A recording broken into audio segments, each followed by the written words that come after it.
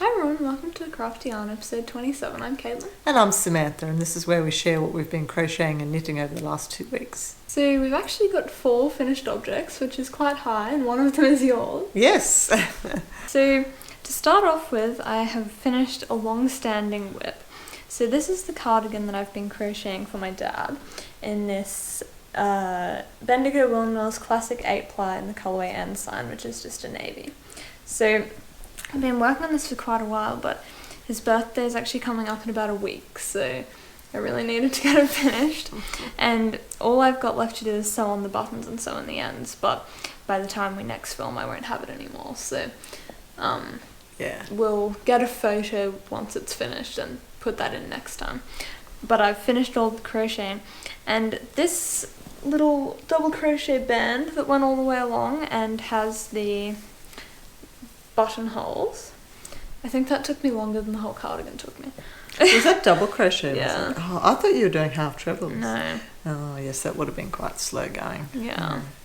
And I always do double crochets for all of my seams on my crochet garments just because, well, it's easier, basically. And I think that it provides a nice finish, and I think it's quite sturdy. That's what I did for most of it, but I decided to sew on the band. So it just took me forever to do all of that. I was getting really tired of it by the end. So I blocked all of the pieces before I joined them, and then I just want to do a final spray block on this bit here, just to make sure, because like this bottom bit is like curling over a little bit. Oh, okay. So I just want to make sure that it's all lying nice and flat. Sure, we've got to put the pockets on, haven't we? Oh, I forgot about this. Yeah. These are the buttons that I've chosen. They're just sort of royal blue, and I thought that they would look quite nice. So I finished the border on my Amsterdam shawl, which I was using this colour changing yarn for, and I'm really thrilled with the finished result. I haven't blocked it yet, but it will need a block because it's a little bit sort of curly on the edge. So that's the finished border there. So yeah, when I've blocked it, it'll stretch it out a bit and it'll actually be really nice. Looks beautiful. It does, doesn't it? I'm quite excited to block it, but the weather has been so cold here and things just take so long to dry, so I'll have to wait for a day when it's a little bit sort of warmer that I can block it. But I'm really excited with that, and I think it's come up really, really nice. So when I block that for next time, I'll show you the finished shawl, what it looks like. I finished the element scarf that I've been working on for a little while. I think I only had 2 rows to finish last time, but I've done that. And then I mentioned that I had another ball of this mandala yarn left, and that I was thinking about making a hat. But I actually changed my mind and I decided to make a cowl instead. So this is the cowl that I've made. I've actually finished it. So this is the cable car cowl pattern by Nancy Said. And it's actually designed to be made in 2 different yarns, so you alternate them every row, which creates a very different look, but I just thought that I would try it and see what it looked like with the colour changing yarn. And I actually think that it looks really nice. It does, it looks beautiful. Yeah, so I just need to add a button to this slit here, and then this one will be completely finished. It's really pretty. Looks so different from the scarf, doesn't it? It does. It's actually like amazing how the different colours have sort of worked together. You'd never actually know they were the same. No. So I've done a little bit of work on my summer fruit pudding shawl. So my stitch marker was here, so I've worked about 8 rows or 9 rows, I think. So I just like to sort of plod along at this and just do a few rows. And I think that it is sort of slowly coming along. It is. Would you be halfway there yet, or? I think I am, actually. Yeah. Oh, that's good. But I love working on that. It's nice to have something that's a little bit more involved. It's just so pretty. That yarn is really beautiful. It is. So one of our long-standing projects, the recovery shawl, which is this one on the front here, we haven't done any work on it for a while, but we've started on the border. And oh, it's so pretty. So I've only done the one side, but so far it's looking very, very pretty. So we're just using a plain sort of creamy colour yarn, I suppose. Just a plain 4-ply. So I've also crocheted my tie since last time. Mum had already started hers, but I hadn't started mine. And so I've got that, and I've also started my border, but I'm not quite as far along the row. I've only done about half. but it is looking beautiful. It's quite an interesting stitch pattern, isn't it? It is. I'm really looking forward to doing the other rows. I think it's just really going to finish it off. Oh, it will, yeah. So I've made a start on my Forest Fair shawl, which is this one here, which I just love. So this is out of the Simply Crochet 123. So I was using this purple yarn that we got from Hobby. It was a twister yarn, and I am loving it. I've only done a really tiny bit. I just wanted to start it just to see what it was like. But it's actually a really interesting construction. I haven't made any shawl like this before. It actually looks a little bit like a butterfly, doesn't it? Yeah, so at this point it's just chains, but it's so pretty. So I'm hoping to get a little bit of time to work on that over the next 2 weeks and make a bit of progress. But I was really excited just to get it started. It's going to be so beautiful. It's such an intricate design, isn't it? It is, isn't it? Yeah, it's nothing like I imagined, but yeah. So I've been chipping away at the cardigan for my mum, this one here, which is the Vanna cardigan. I'm working on the sleeve at the moment, but it's a very interesting construction as well. I've never seen anything like it.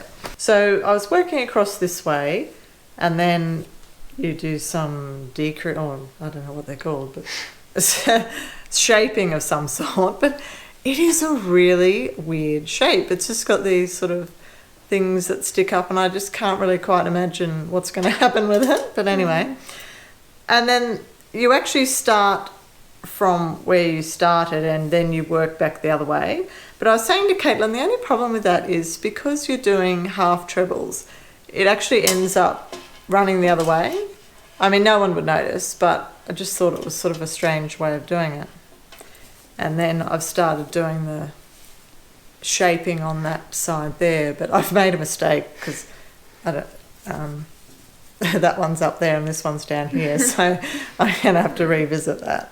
But I've never seen anything like it, and I just cannot quite imagine why you would do it like that and how it's going to look when it's joined together, but we shall see. It's really weird. It is. I've never done anything like that before, because you sort of do like a slip stitches and things to get this shaping, but I just don't understand why you would want to do that. So we shall see what happens. I decided I'd like to start making the hexagons for the vests that I'm making. That has certainly been an experience. So the pattern recommends a 3.5mm hook, but as I am a tight crocheter, I decided that I would go up to a 4mm hook. So I made my first hexagon, and it was supposed to measure 7.5 centimetres across, but mine was actually 9. So it turned out that it was actually too big. So then I decided that I would go down to a 3.5mm hook. So I crocheted the hexagon again, and then Caitlin and I were looking at it, and it just didn't really look quite right. And Caitlin said, "Oh, how many sides is it supposed to have?"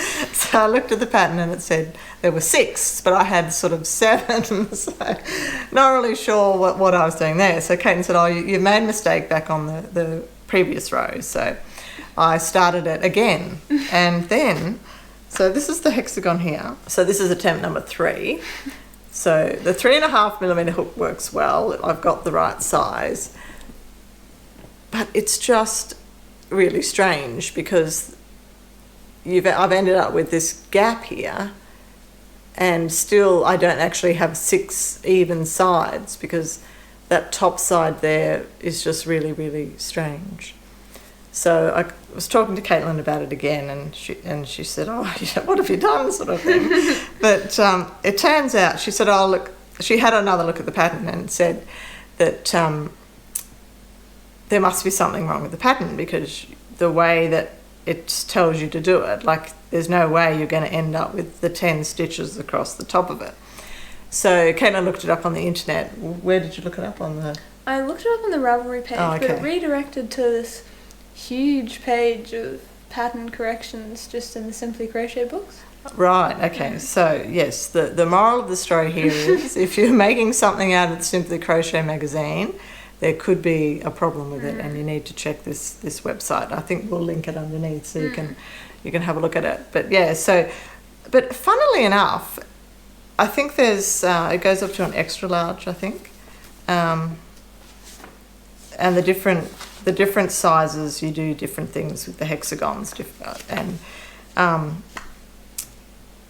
the strange part about it is that there are a lot of mistakes in all of the hexagons, isn't there? Like, yeah, like the amount of corrections just for this one pattern, like there's no point reading it out of the book. You really need to write a new pattern for yourself with what's in the book and what's online, because you've just got no chance of succeeding with the pattern instructions in that. no. So, yeah, it's fundamentally wrong, the pattern. So, yes, Caitlin's going to have another look at it and write it out properly for me so that I can try again and get... So that you don't have to keep cross-referencing between one and the other. Yes, that's the word, yes, yeah. So hopefully by next time I'll have a finished hexagon that actually looks like a hexagon. But yeah, it's quite frustrating because you think, oh, well, you know, you're following the pattern and everything, but then the pattern is actually wrong. So, but I do love like it's going to be really pretty, and the blue is just gorgeous. So, but I went through and we talked about it and we decided which colours would be which placement. And I can't remember what I said last time, but we've decided that I'm going to do the purple for the border. So I think that will actually be really pretty. It's quite funny actually, because in all the time I've been crocheting, I've never really done a lot of things where you make individual hexagons or squares or whatever. I've just always made shawls and things that are in one piece. But I'm actually really enjoying it. Like, I actually quite enjoyed making the hexagon. And actually the only thing I think I made a laptop case for Caitlin. Well, I'll pop a picture in of it. And that's the only thing I've ever made where I've done little individual pieces. So we've been working on, well, our Kindred Spirit Dolls. So these ones here. And last time I'd started the little doilies on the bottom of the dress. And I've actually finished all 6 of them. And these, again, are really fun. I've really enjoyed making these. I guess because it's sort of a short project and you get them done quite quick, and you feel like you've actually, oh, wow, I've achieved something. So I've got my 6 here. So they're all the ones I need for the bottom of the dress. And so that's a close-up of them there.